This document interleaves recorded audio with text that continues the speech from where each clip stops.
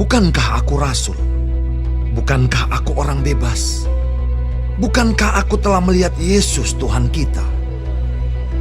Bukankah kamu adalah buah pekerjaanku dalam Tuhan?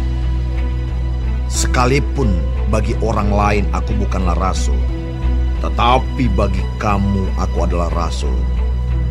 Sebab hidupmu dalam Tuhan adalah meterai dari kerasulanku. Inilah pembelaanku terhadap mereka yang mengkritik aku. Tidakkah kami mempunyai hak untuk makan dan minum?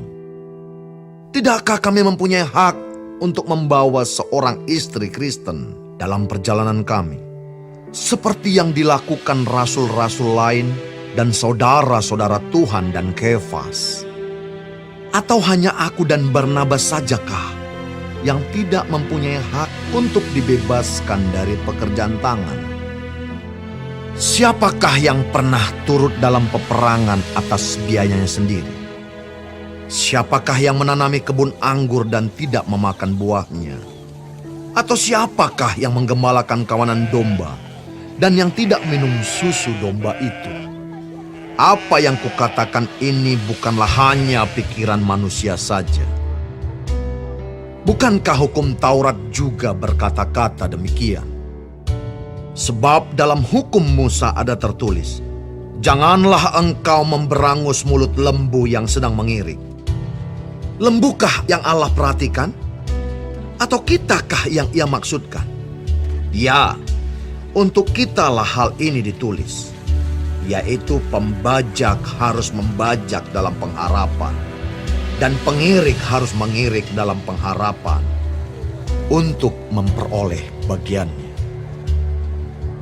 Jadi, jika kami telah menaburkan benih rohani bagi kamu, berlebih-lebihankah kalau kami menuai hasil duniawi daripada kamu? Kalau orang lain mempunyai hak untuk mengharapkan hal itu daripada kamu, bukankah kami mempunyai hak yang lebih besar?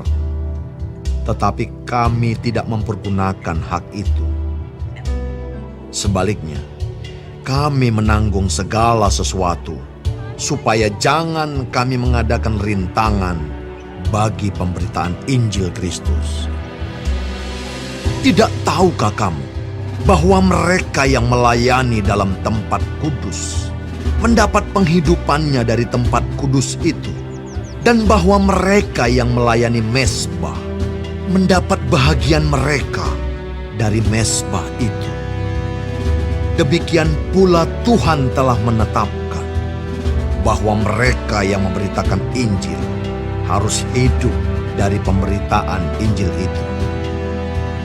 Tetapi aku tidak pernah mempergunakan satupun dari hak-hak itu. Aku tidak menulis semuanya ini, supaya aku pun diperlakukan juga demikian. Sebab aku lebih suka mati daripada...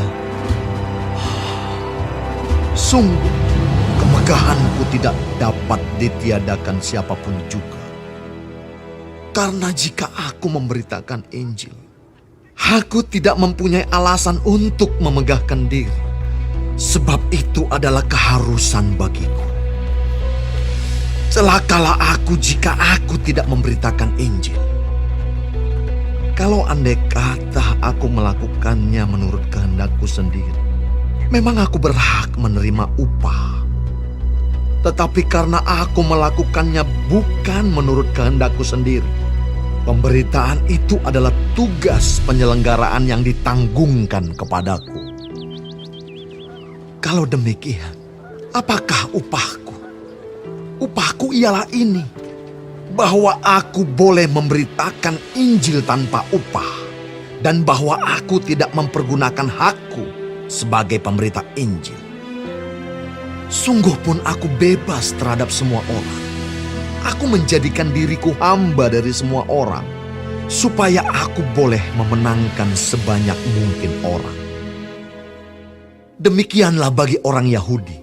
Aku menjadi seperti orang Yahudi, supaya aku memenangkan orang-orang Yahudi. Bagi orang-orang yang hidup di bawah hukum Taurat, aku menjadi seperti orang yang hidup di bawah hukum Taurat. Sekalipun aku sendiri tidak hidup di bawah hukum Taurat, supaya aku dapat memenangkan mereka yang hidup di bawah hukum Taurat. Bagi orang-orang yang tidak hidup di bawah hukum Taurat, aku menjadi seperti orang yang tidak hidup di bawah hukum Taurat. Sekalipun aku tidak hidup di luar hukum Allah, karena aku hidup di bawah hukum Kristus, supaya aku dapat memenangkan mereka yang tidak hidup di bawah hukum Taurat. Bagi orang-orang yang lemah, aku menjadi seperti orang yang lemah, supaya aku dapat menyelamatkan mereka yang lemah. Bagi semua orang aku telah menjadi segala-galanya, supaya aku sedapat mungkin memenangkan beberapa orang dari antara mereka. Segala sesuatu ini aku lakukan karena Injil, supaya aku mendapat bagian dalamnya. Tidak tahukah kamu bahwa dalam gelanggang pertandingan semua peserta turut berlari, tetapi bahwa hanya satu orang saja yang mendapat hadiah?